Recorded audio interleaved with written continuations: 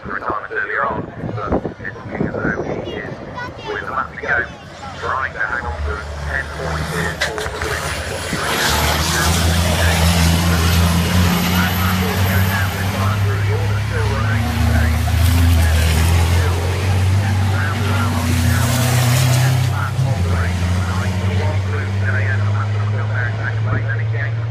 There in third place for the 6 hour and a team on Stuart Oliver, in spot 5.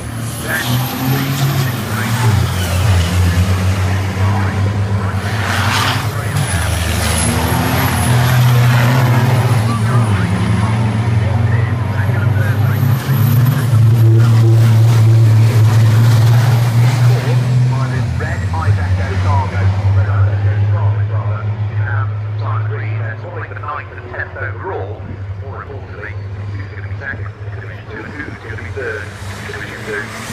Got probably last time, they held the break, turned their way in towards the complex. Great game, Ryan Smith, having had a good race earlier on, leading the race, made that mistake at the complex, and is now in danger of dropping down into the final podium place in Division 2. And our race leader overall, Division 1, is about to really play out the third corner.